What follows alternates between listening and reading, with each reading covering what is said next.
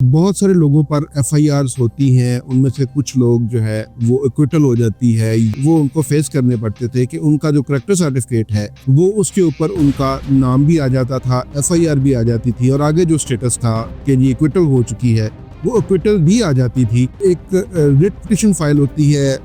40,844/2025 Lahore high court Lahore में। थाने से ही उसकी एफआईआर खारिज हो जाती है तो उसका जो है वो रिकॉर्ड नहीं आना चाहिए और उसको ऐसे ही क्लीन चिट मिलनी चाहिए जैसे कि वो उसके ऊपर कोई एफआईआर थी ही नहीं।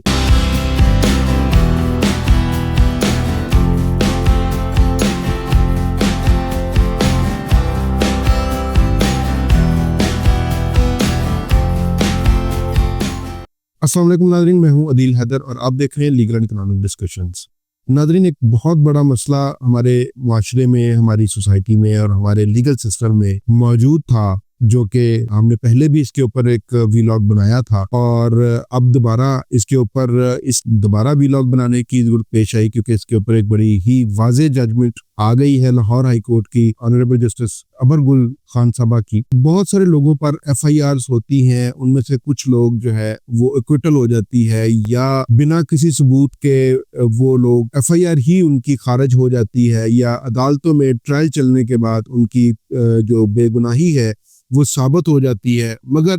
एक जो बेरहम हमारा एक लीगल सिस्टम का एक जो कॉन्सिक्वेंसेस थे वो उनको फेस करने पड़ते थे कि उनका जो करेक्टर सर्टिफिकेट है वो उसके ऊपर उनका नाम भी आ जाता था, एफआईआर भी आ जाती थी और आगे जो स्टेटस था कि ये एक्विटल हो चुकी है वो एक्विटल भी आ जाती थी। मगर उन्हें फिर भी प्रॉब्लम्स पेश आते थे वीज़ा अप्लाई करने के लिए या कोई जॉब एप्लीकेशन देने के लिए। वो सारी उम्र उस सजा को भुगता था कि अगर किसी के पास किसी के ऊपर झूठी एफआईआर हो भी गई है, जो किसी ने मैनिपुलेट करके एफआईआर उसके ऊपर करवाई है, वो एक्विटल तो उसकी हो जाती थी, उसकी बेगुनाही तो साबित हो जाती थी, वो कोर्ट से अदालत से बरी हो जाता था और या उसकी एफआईआर ही खारिज हो जाती थी बेगुनाही साबित होने पर। मगर रिकॉर्ड सारी उम्र उसका पीछा करता था। मगर अब इसके ऊपर एक जो जुलाई के महीने में 18/7/2025 में एक जजमेंट आई है जो कि बहुत ही वाज़ेह, इसके ऊपर पहले भी जजमेंट थी, पेशावर हाई कोर्ट की जजमेंट थी और कुछ इसी तरह दूसरी हाई कोर्ट्स के भी जो जजमेंट्स इसके ऊपर मौजूद थी। मगर इस दफा जो जजमेंट आई है वो बहुत वाज़ेह और बड़े क्लियर है। एक रिट पिटिशन फाइल होती है 40,844/2025 लाहौर हाई कोर्ट लाहौर में। उसके ऊपर उसमें एक बंदे ने ये प्ली ली है, उसके अंदर ये इस्तदा की है, दरखास्त की है कि उसके ऊपर एक एफआईआर नंबर जो है वो 1254/1254 वो थाना नवाकोट लाहौर में दर्ज होती है, जो कि काइट फ्लाइंग की है, पतंगबाजी की है। उसके ऊपर जब उसका ट्रायल होता है, चालान पेश किया जाता है, तो वो बंदा उसके ऊपर वो बरी हो जाता है। जब बरी होने के बाद वो अपना करेक्टर सर्टिफिकेट लेने के लिए पुलिस डिपार्टमेंट के पास जाता है तो उसके ऊपर उसका रिकॉर्ड आ जाता है कि इस बंदे के ऊपर एक एफआईआर दर्ज हुई थाना नवाकोट में 1254/2024। अगर उसके आगे उसका स्टेटस आ जाता है कि ये बंदा एक्विट हो चुका है कोर्ट से। मगर उसके बावजूद भी हमें बहुत सारी कॉल्स आती हैं कि जी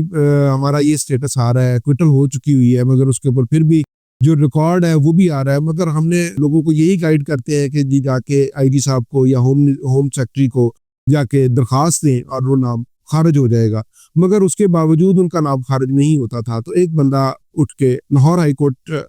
जस्टिस अबर गुल साहबा की जो है वो कोर्ट में चला गया, जिसके ऊपर एक बड़ी लैंडमार्क किस्म की जजमेंट दी, जो कि रिपोर्ट भी हुई है। और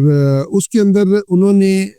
ये कहा है कि अगर एक बंदा किसी जो फेक एफआईआर में, फॉल्स एफआईआर में अगर वो बंदा शामिल कर दिया जाता है किसी बिना के ऊपर, किसी रिवेंज के ऊपर या किसी वेंडेटे के ऊपर वो बंदा शामिल कर दिया जाता है और बाद में कानून जब ये साबित करता है कि वो बंदा बेगुनाह है तो वो एक्विटल हो जाती है उसकी अदालत से या थाने से ही उसकी एफआईआर खारिज हो जाती है, तो उसका जो है वो रिकॉर्ड नहीं आना चाहिए और उसको ऐसे ही क्लीन चिट मिलनी चाहिए जैसे कि वो उसके ऊपर कोई एफआईआर थी ही नहीं। जो कि इसका सही स्ट्रिक्टो सेंसो मतलब भी यही निकलता है कि जब किसी बंदे के ऊपर कोई झूठी एफआईआर दर्ज हुई है और वो उससे बरी हो गया है तो वो बेगुनाह साबित हो गया है, वो मासूम साबित हो गया है, वो उस जुर्म में उसका कोई किरदार नहीं था, तो उसके ऊपर जो है वो उसका जो करेक्टर सर्टिफिकेट है वो क्लीन स्लेट ही होना चाहिए। मगर उसके ऊपर पहले ये था कि उसके ऊपर तमाम एफआईआर आ जाती थी, क्योंकि पुलिस डिपार्टमेंट का, होम मिनिस्ट्री का, होम डिपार्टमेंट का ये कहना था कि जी हम रिकॉर्ड इसका एक स्पेसिफिक टाइम पीरियड के लिए रखते हैं, तो ताकि नेक्स्ट टाइम अगर कोई बंदा कोई क्रिमिनल जो एक्टिविटी करता है तो उसका क्रिमिनल रिकॉर्ड भी साथ साथ मेंटेन होता रहे। तो अब जबकि ये रिटिशन हुई और एक बंदा एफआईआर हुई और एफआईआर में एक बंदा एक्विटल हो गया और चालान के थ्रू और वो मजिस्ट्रेट के थ्रू हुआ, अदालत ने उसको बरी किया। तो जस्टिस सबरकुल साहबा ने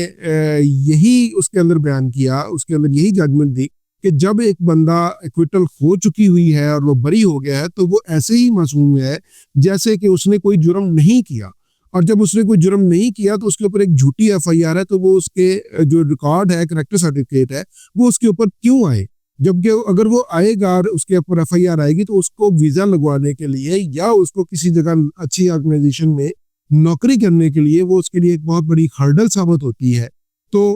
ये एक बड़ी लैंडमार्क जजमेंट दी है कि क्योंकि जो इखराज शुदा या जो कोई बरी शुदा जो मुकदमात हैं उनका रिकॉर्ड अब जो करेक्टर सर्टिफिकेट में नहीं आएगा, और ये होम डिपार्टमेंट को और पुलिस को ये बड़ी वाज़ेह इंस्ट्रक्शंस दे दी गई हैं कि अब किसी का भी जो एक्विटल हो चुकी है या जो एफआईआर खारिज हो चुकी है उसका इंदराज उसके करेक्टर सर्टिफिकेट में नहीं आएगा, और वो ऐसे ही तसव्वुर होगा कि वो मासूम है और उसने कोई जुर्म नहीं किया। ये एक बहुत बड़ी लैंडमार्क किस्म की जजमेंट है, और देखते हैं कि आगे इसके ऊपर जो हमारे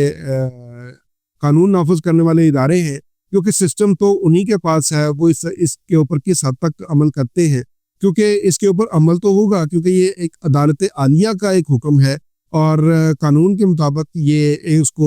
इसके ऊपर उन्हें अमल करना पड़ेगा। तो अब देखते हैं इंशाल्लाह ताला कि इसके ऊपर अब आगे क्या नई अपडेट्स आती हैं। जो भी इंशाल्लाह ताला अपडेट्स आई वो आपको उसके ऊपर बिल्कुल बाखबर रखेंगे। आज के लिए इतना ही, इजाज़त दीजिए। अल्लाह हाफिज़।